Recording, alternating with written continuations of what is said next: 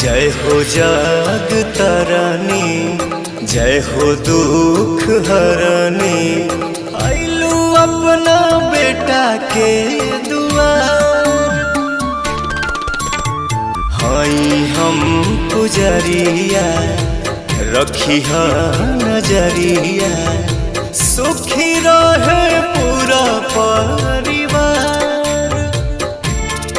एहो पंडित जी शंख बजावा, सब जन मैया पे फूल बरसावा। मैया के चुनरी ओढ़ाओ रे, हरी हरी चूड़ी